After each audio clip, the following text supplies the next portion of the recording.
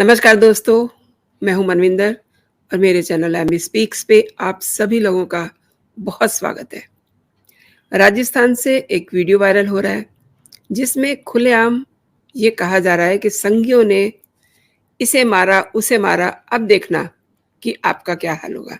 मैं ये ऑडियो आपको सुनवाना चाहती हूँ। साहबा इकराम पर जुल्म मारा और मुसलमानों को ट्रेनों में मारा, बाजारों में मारा, मस्जिदों में मारा, जंगलों में मारा, जेलों में मारा। उन सब से कहना चाहता हूँ, आइंदा भी जितने भी मुसलमानों को जानवरों की तरह घेर कर मारना चाहते हो मार लेना, लेकिन याद रखना जिस दिन मोहम्मद अरबी का गुलाम दहाड़ेगा, पहाड़ों के भी सीने चीर देगा। और वैसे भी तुम संघी और आरएसएस के पुण्य इसराइल की हालत देखकर खौफ में होगे। जिस इसराइल को तुम सबसे ज्यादा ताकतवर मानते थे, जिसके पास इतनी सिक्योरिटी, इतने हथियार थे, उस इसराइल को फिलिस्तीन के मुसलमानों ने कुत्ते की तरह दौड़ा कर मारा। आपने देखा कि क्या-क्या बातें इसमें कही जा रही हैं।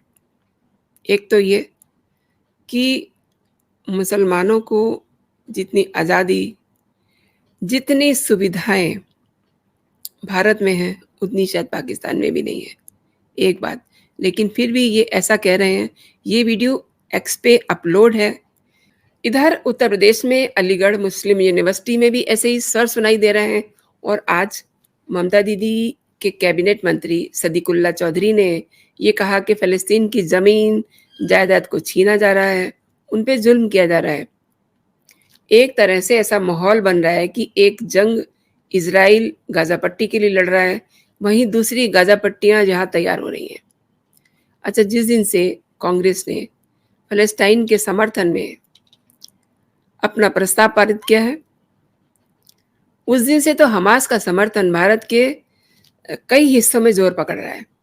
सीएम योगी ने इसके लिए टाइट स्लैब दी है, कुछ एफआईआर भी हुई है, लेकिन दिल्ली, दक्षिण भारत और जयपुर और कई अन्य देश के कोनों से भी ऐसे स्वर तेज हो रहे हैं, जिनमें हमास के समर्थन की बात हो रही है। आज इसी पे बात करते हैं कि जो भारत विरोधी हैं, जो मोदी विरोधी हैं, वो लोग स्वर ऐसे उठा रहे हैं, हमास का समर्थन कर रहे हैं, लेकिन सोचने की बात ये है कि इसके पीछे किसका हाथ है। मेरे आज के मेहमान हैं वरिष्ठ पत्रकार विनोद शुक्ला जी, उनको मैं जोड़ लेती हूँ और चर्चा को आगे बढ़ाते हैं। सर, आपका बहुत-बहुत स्वागत है मेरे चैनल पे। बहुत धन्यवाद मनविंदर जी। कोलकाता के राजा बाजार में फ़लस्तीन के समर्थन में रैली निकाली गई और वहाँ बड़े अजीबो-गरीब से नारे लग रहे थे, फ्री फ़लस्तीन। सदीकुल्ला चौधरी ने एक बड़ा बयान दिया है, उन्होंने कहा है कि गाज़ा और फ़लस्तीन के लोगों के समर्थन में खुल के खड़े होने का समय है। हम अगर उन्हें खून चाहिए तो खून भी देंगे। तो सर, ये सब क्या है? मतलब गाज़ा देखिए पट्टी मनिंदर जी, खून देने के लिए तैयार है। देखिए देखिए मनिंदर जी, ये बेगानी की शादी में अब्दुल्ला दीवाना वाली स्थिति है। आपसे खून मांग कौन रहा है? जी, आप खून देने के लिए तैयार हैं। और दूसरा ये कि इन लोगों को शायद समझ नहीं है, भारत ने कभी फिलिस्तीन के कॉज को नहीं विरोध किया है। अभी एग्ज़ैक्टली। जो विदेश मंत्रालय की प्रेस रिलीज है, विदेश मंत्रालय की जो बयान जारी हुआ है, जी, उस बयान में स्पष्ट तौर पर कहा गया है कि फिलिस्तीन के अस्तित्व को और फिलिस्तीन के कॉज को भारत पूरी तरह से सपोर्ट करता है। हुँ, लेकिन जब आप फिलिस्तीन के कॉज को हमास के कॉज के साथ जोड़िएगा तो दिक्कत आएगी। दिक्कत इसलिए आएगी कि हमास एक आतंकवादी संगठन है और हमास ने अनप्रोवोक्ड अटैक किया है इजराइल पर। महिलाओं को मारा, रेप किया, निर्वस्त्र होकर के उनको घुमाया, बच्चों को जी, कैप्टिविटी जी, में रखा और उनको पिंजरे तक में डाल के रखा। जी, ये एक बड़ा ये एक बड़ा अंतर है। अब आपका जो प्रश्न है कि कलकत्ता में वेस्ट बंगाल सरकार का एक मंत्री, एक बाजार में कोई व्यक्ति, अलीगढ़ मुस्लिम यूनिवर्सिटी या जामिया में भी इस तरह की घटनाएं सुनाई दी थी। जी, जी, जी, उसका उसका उसका क्या मतलब है? उसका सिर्फ इतना मतलब ये है कि आप जब किसी एक कॉज को आप उसको इस्लाम के आईने से देखने लगेंगे, इस्लाम को उसमें जोड़ देंगे, तो मुश्किल आएगी। इसमें सरकार के स्तर पर भारत सरकार को डील करने देना चाहिए और भारत सरकार बेहतर ढंग से इसको डील कर रही है। लेकिन वो भारत सरकार जो डिप्लोमेटिक मामला होना चाहिए उसको आप अपनी आइडेंटिटी से जोड़िएगा, और आपको भारत से बेहतर आपको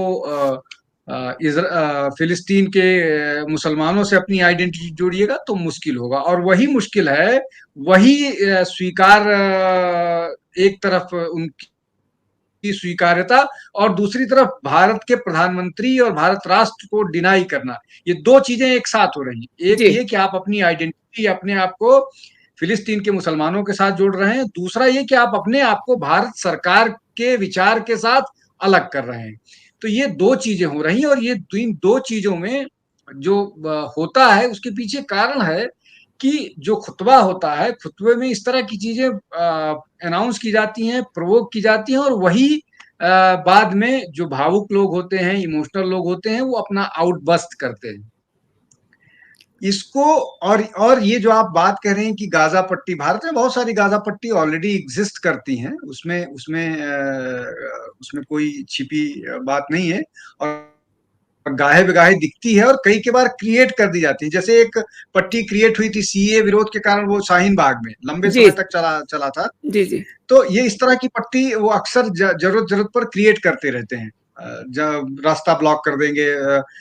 लखनऊ में भी क्रिएट हुई थी, लेकिन लखनऊ में एक दिन में ही योगी सरकार ने उनको उस पट्टी को वैसा ही किया जो ध्वस्त किया, जी। मतलब किसी को विरोध करें। तो ये एक मानसिकता है, इस मानसिकता का आप क्या कीजिएगा। अच्छा, ऐसा नहीं है कि ये केवल भारत में ही हुआ है, ये यूरोप के बहुत सारे कंट्रीज में हुआ है। मतलब यूरोप के बहुत सारे बड़े बड़े शहरों में इस तरह की घटनाएं हुई हैं, इस तरह के बयान, इस तरह की चीजें सामने आई हैं।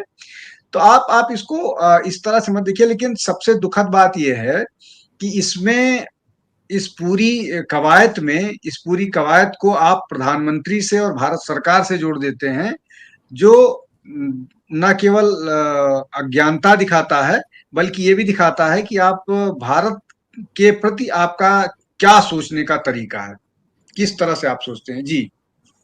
आपने बिल्कुल सही कहा। मेन बात तो यही है ना कि आज तक जब भी अंतर्राष्ट्रीय स्तर पे कोई जब ऐसी बात होती थी, इवन मतलब सीमा पे कोई बात है, तो ऐसा स्वर कभी उठता नहीं था, सब एकजुट होते थे। लेकिन अब आप देखिए उत्तर प्रदेश के एएमयू में फ़लस्तीन के समर्थन में प्रदर्शन किया गया, एफआईआर भी दर्ज हुई है। अब जो गाज़ा पट्टी बना रहे हैं, उन पर क्या अगेन योगी जी बुलडोज़र चलाएँगे? हालाँकि उन्होंने बहुत उनको टाइट स्लैप दी है, एक एडवाइज़री भी जारी की है। उत्तर प्रदेश की बात है, इसलिए मैं विस्तार से चाहूँगी कि आप बताएँ इसे। देखिए मनविंदर जी, जो अलीगढ़ में मुस्लिम यूनिवर्सिटी जिसकी आप बात कर रही हैं, अलीगढ़ मुस्लिम यूनिवर्सिटी में ऐसा पहली बार नहीं हुआ है। अलीगढ़ मुस्लिम यूनिवर्सिटी का इतिहास ही कम्युनलिज्म का रहा है। वो वहाँ कम्युनलिज्म को हमेशा से तरजीह दी गई है, और सर सैयद अहमद का की बड़ी भूमिका रही है उस यूनिवर्सिटी की स्थापना में। वो यूनिवर्सिटी जी। अब तक जिन्ना को डिसोन नहीं कर पाई है। जिन्ना अभी भी अलीगढ़ मुस्लिम यूनिवर्सिटी में बसते हैं। उनको, जिन्ना को पाकिस्तान ने शिया मुस्लिम होने के कारण डिसोन कर दिया है, लेकिन वो अलीगढ़ में अब भी बसते हैं। तो ये पहली बार नहीं हुआ है। लगातार इस तरह की घटनाएं आप लीजिए, आपको नजर आएंगी। फिलिस्तीन को लेकर के भी विरोध प्रदर्शन हर जगह होते रहे हैं। अलीगढ़ मुस्लिम यूनिवर्सिटी में, जामिया में, लखनऊ में, दिल्ली के बहुत सारे इलाकों में, वेस्ट बंगाल में, केरल में, तमिलनाडु में, इस तरह के पहले भी होते रहे हैं। लेकिन मसला ये है कि अभी तो फिलिस्तीन का मामला ही नहीं है। जी। फिलिस्तीन का अगर मामला होता तो बात समझ में आती। ये तो सीधे सीधे आतंकवाद का मामला है। हमास आतंकवादी संगठन है, और वो डिजिग्नेटेड, यूएन का डिजिग्नेटेड आतंकवादी संगठन है। वो हम हमला कर रहा है, उसके पास 5,000 मिसाइल फायर कर रहा है, उसके समर्थन में खड़े हो रहे हैं। इनको अगर दो चीज है, या तो इनको समझ में नहीं आ रहा है, और अगर समझ में आ रहा है तो उसके बाद भी आप आतंकवाद के साथ खड़े हैं, तो आपको क्या कहा जाए, ये प्रश्न है। तो इस बात को बाकी देश की जनता को समझना चाहिए कि हो क्या रहा है।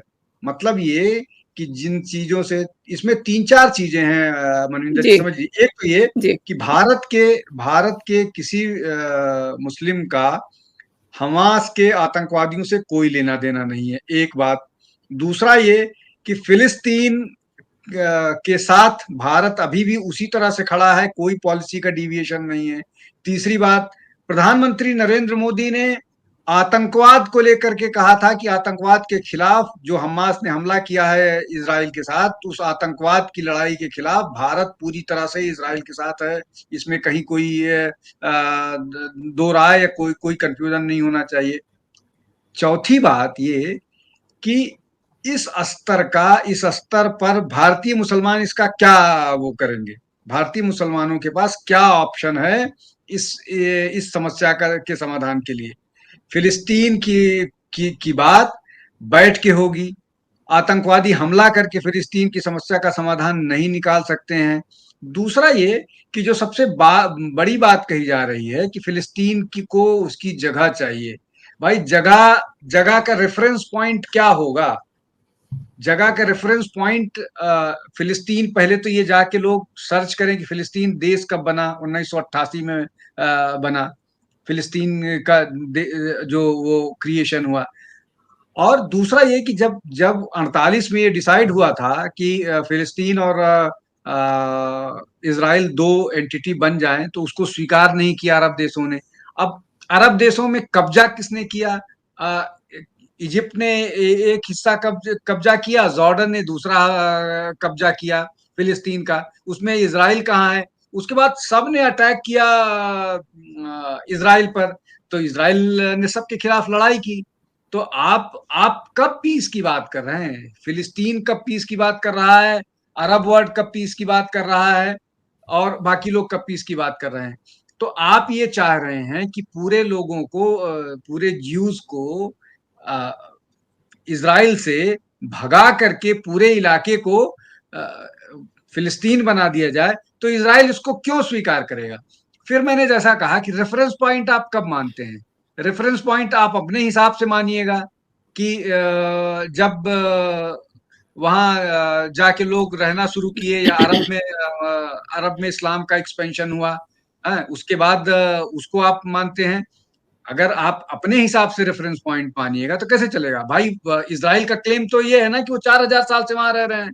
उनका 4000 साल से पुराना मंदिर है, जो जो वेस्टर्न वॉल है, वो मंदिर का हिस्सा है, एक रहा है।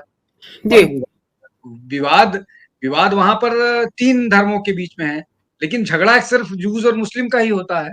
जी, और केवल वही झगड़ा नहीं होता है, वहाँ वो झगड़ा आप टर्की में भी करते हैं, जहां अभी एक कैथेड्रल को मॉस्क कन्वर्ट कर दिया गया। झगड़ा हिंदुस्तान में काशी, मथुरा और अयोध्या में भी होता है। तो आप कहां पर किससे नहीं लड़ रहे हैं और क्यों लड़ रहे हैं, ये समझने की बात है।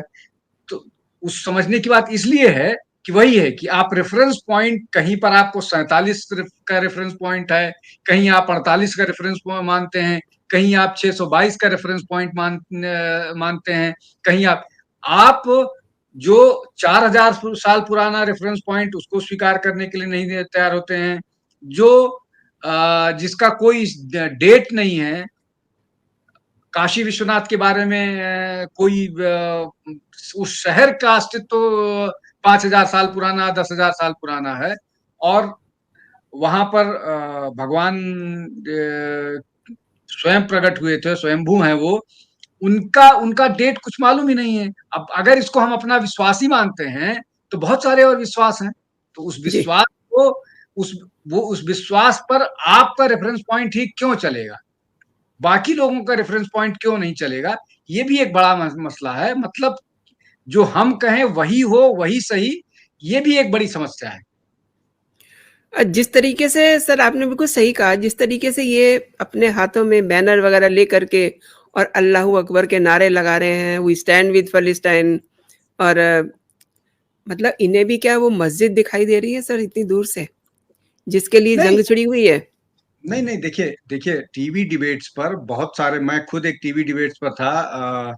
मुझे लगता है कि ये न्यूज 24 पर था, वहां जी। पर एक डिबेटर ने यही बोला कि हमारा जो समर्थन है हुँ, वो वहां जो बैतुल मुकद्दस है उसकी उसके लिए समर्थन है। जी। तो भाई आप अगर अपना एक किसी कॉज के लिए समर्थन कर रहे हैं हुँ, हुँ। तो आपका अपना बिलीफ है, तो दूसरे पक्ष का भी तो अपना बिलीफ है, दूसरा भी अपने सही। उसके लिए डिफेंड कर रहा है, हुँ, और हुँ। उसने शुरुआत नहीं की, शुरुआत आपने की है। जी। और क्या क्या ये जो हमास की लड़ाई थी वो इसी कॉज के लिए थी? बिल्कुल इस कॉज के लिए नहीं थी। हमास की लड़ाई दूसरी लड़ाई है, वो फिलिस्तीन की लड़ाई नहीं लड़ रहा है। वो उनका स्टेटमेंट आया है कि हम को पूरे विश्व में इस्लाम फैलाना है, ये उसकी लड़ाई लड़ रहे हैं, उन्होंने अपने स्टेटमेंट में हमास में बोला है। जी, और जी। अगर आपको बिल्कुल आप अधिकार रखते हैं, आपका धर्म है, आपको भारत में तो संविधानिक अधिकार है कि आप अपने धर्म को फैला सकते हैं। आप बाकी जगहों पर आपको भी इस तरह के अधिकार है, आप फैलाइए, लेकिन हथियार हमास जिस तरह की गतिविधि कर रहा है उसको आप कैसे समर्थन कर सकते हैं? उसको कोई जी। नहीं समर्थन कर सकता। हिंसा अगर आप कीजिएगा तो प्रतिहिंसा होगी, आप उनके लोगों को मारिएगा तो आपके साथ भी वैसा अपने आप को डिफेंड करने के लिए वो करेंगे, और उन्होंने डिफेंड करने के लिए किया। और सबको मालूम है कि इज़राइल जो है वो अपने लोगों के हत्या को अ, उस मामले को या उन पर कोई आक्रमण करता है तो उसको लॉजिकल एंड तक लेके जाते हैं। हाँ, वो वही बिल्कुल। कर रहे हैं जो जो हमास ने किया है, तो वो हमास के जो जिन केंद्रों से आक्रमण हुआ है उसको वो नेस्तनाबूद कर देंगे और उनको हुँ। उठने नहीं देंगे। ये उनकी वॉर स्ट्रेटजी का हिस्सा है। जी। उन्होंने 48 में भी यही किया, बाद के दिनों में भी 67 में भी 68 में भी यही किया। वो उनकी ये वार स्ट्रेटजी है। अब ये वॉर स्ट्रेटजी में आप और हम कहाँ फिगर करते हैं? हम आप तो सिर्फ इस मामले में सरकार की तरफ देख सकते हैं। सरकार ऑब्वियसली। क्या कर रही है? सरकार अपने हिसाब से जो बेहतर वो होता है। अब सरकार अगर आतंकवादियों के साथ खड़ी होती तो हम सब आलोचना कर रहे होते। हाँ, हाँ। सरकार इसलिए कि भाई भारत तो खुद भुक्तभोगी है। जी, बिल्कुल। भारत ने आतंकवाद लंबे समय से झेला है। जी। कश्मीर का आतंकवाद पूरे देश को प्रभावित करता था। जी। कश्मीर का आतंकवाद था तो दिल्ली में धमाके होते थे, बिल्कुल, अहमदाबाद में बिल्कुल। धमाके होते थे, जी, उत्तर जी। प्रदेश में बनारस में धमाके होते थे। तो जी। उन धमाकों से निपटने के लिए भारत ने किया। भारत को जरूरी लगा कि 370 हटाओ और वहां पर नो टॉलरेंस करो, और किया भारत ने। तो आप आतंकवाद से आप कैसे निपटेंगे, ये उस सरकार का अपना होता है, और वो उस पर किसी दूसरे देश का कोई रूल नहीं चल सकता। जो विक्टिम है वो अपने हिसाब से निर्णय लेगा कि वो अपने आप को कैसे डिफेंड करेगा। हुँ, हुँ। इसमें इज़राइल का अपना निर्णय होगा, और फिलिस्तीन कहीं बीच में है ही नहीं है। फिलिस्तीन का कॉज इसमें बीच में कहीं नहीं है। ये सीधे-सीधे हमास का टेरर अटैक था और उसके जवाब दिया जा रहा है। जी। लेकिन सर कई लोग तो बिल्कुल साफ एकदम दिखाई दे रहा है कि वो हमास को सपोर्ट कर रहे हैं। जैसे कि मैंने शुरुआत में आपको एक ऑडियो सुनवाया जिसमें राजस्थानी मुस्लिम आरिफ कह रहे हैं कि अ, जो भी वहाँ हो रहा है, वो सब ठीक हो रहा है और हम आगे भी इन मतलब किस तरीके की भाषा थी कि फ़लस्तीनी मुसलमानों द्वारा कुत्तों की तरह जैसे मार दिया गया है, वैसे ही हम भी ये सब करेंगे। मतलब कहने का ये है कि भारत का अन्न खा कर के और भारत को ही धमका रहे हैं और ये वीडियो बना रहे हैं। अभी तक तो मैंने नहीं सुना कि राजस्थान से उस बंदे पे कोई कार्रवाई हुई हो। अभी नहीं तक तो देखिए, ऐसा कोई राजस्थान में ऐसी कोई कार्रवाई भी नहीं होगी। अब तो चुनाव भी आ गए हैं, तो अब इस समय कार्रवाई करके वो अपना वोट बैंक नहीं खराब करेंगे। और इसके पहले भी राजस्थान में जब वो मामले हुए थे तो उस समय भी कोई कार्रवाई नहीं हुई थी। तो राजस्थान में ऐसी कोई कार्रवाई होने नहीं जा रही है। जी। चुनावी चुनावी वर्ष है। दूसरा दूसरा ये कि इस तरह की घटनाएं ये कोई न पहली है न आखिरी है। आप गूगल सर्च मारिए जी, भारत जी। को लेकर, आपको हजार इस तरह की घटनाएं मिल जाएंगी। तो जी, बिल्कुल। ये बेसिकली जो फ्राइडे प्रेयर के बाद खुतबा होता है, उस खुतबे में ज्ञान दिया जाता है और उस ज्ञान को मैंने जैसा पहले कहा कि जो उत्साही लोग हैं वो आकर के इस तरह की बात करने लगते हैं, लेकिन इस सब पर सरकार को सख्त कार्रवाई करनी चाहिए और उसके अलावा दूसरा कोई चारा नहीं है। आप अगर हिंसा की बात करते हैं, हिंसा फैलाने की बात करते हैं, तो और धमकी देते हैं किसी को कहीं भी जा करके, तो वो ठीक नहीं है, वो सभ्य समाज के लिए गलत है। जी। ये आपने धमकी शब्द यूज़ किया तो बिल्कुल सही। वो देखिए किस तरीके से कह रहा है कि ए मेरे अल्लाह, हिंदुस्तान में बसने वाली जातियों का जल्द खात्मा फरमाए। ये कहने वाले राजस्थान के जिस आरिफ अ, हमास इज़राइल के बहाने हिंदुओं के नरसंहार का उसने ऐलान किया है, उसके इंस्टा पे 52,000 फॉलोअर्स हैं। लेकिन सवाल ये है कि किसके हाथों में ये खेल रहे हैं? नहीं देखिए, इसमें किसके हाथों में, किसी के हाथों में भी खेल रहे हों, लेकिन अगर कोई आदमी हिंसा की धमकी देता है तो उस पर सरकार को अपने स्तर पर कार्रवाई करनी चाहिए। लेकिन जैसा मैंने बोला कि भारत बहुत लिबरल डेमोक्रेसी है, यहाँ पर हर 6 महीने पर चुनाव होते हैं और इस तरह के जो एलिमेंट्स हैं वो हमेशा और दूसरा अपीजमेंट पॉलिटिक्स है। जब एक बड़ी पॉलिटिकल पार्टी हमास के समर्थन में लगभग समर्थन जैसा बयान जारी करती है, तो लोगों को मन मतलब लोगों को कॉन्फिडेंस तो आता ही है, लोग ये बात को लेकर के थोड़ा उनके मन में मजबूती तो आती है कि भाई हमारे पीछे कोई न कोई खड़ा है जो हमको डिफेंड करने के लिए। ये सब उसी उसी की परिणति है, उसी का नतीजा है और वहाँ पर पहले से ही कांग्रेस सरकार है, तो निश्चित तौर पर ताकत तो मिलती ही है इस तरह के एलिमेंट को इस तरह का बात करने को। जबकि और दूसरा, आप हिंदुओं को या सनातन को नेस्तनाबूद करने की धमकी तो मंत्री देते हैं। हाँ, अभी जो तमिलनाडु में हुआ उसके बाद जी। आप समझ सकते हैं कि यहाँ कोई भी ऐरा-गैरा नत्थू खैरा आकर के हुँ, हिंदुओं को, सनातन को समाप्त करने की धमकी दे करके और चला जाएगा। उस पर कोई ना कुछ कर पाता है, उस पर कोर्ट भी नहीं कर पाती, ना सरकार कर पाती है कुछ। और ये ऐसे ही चलता रहता है। तो ये एक निश्चित रूप से दुखद पक्ष है लिबरल होने का और भारत में हिंदुओं के सहिष्णु होने का। लेकिन हम हैं सहिष्णु और हम इसी सहिष्णुता के साथ पिछले लाखों साल से आगे बढ़ अच्छा, रहे हैं। चलते-चलते एक बात कांग्रेस की भी कर लेते हैं। इन्होंने जब अपना प्रस्ताव फ़लस्तीन के समर्थन में किया, उस पे क्या कहते हैं आप? देखिए वो सीधे तौर पर देखिए उसको मैं दो मायने उसके निकालता हूँ।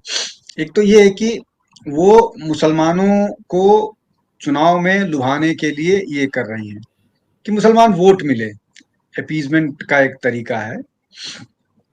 और दूसरा उसका मायने ये है कि कांग्रेस का ये मानना है कि भारत का मुसलमान जो है वो किसी भी हाल में अगर आप उसका वोट चाहे होते हैं तो आपको मतलब बेसिकली आप ये कह लीजिए कि वो कांग्रेस भारत के मुसलमानों का इससे बड़ा अपमान क्या कर सकता है कि वो जी, उनको आतंकवादियों का समर्थक मान रहा है और जी, इस तरह के बयान जारी कर रहा है।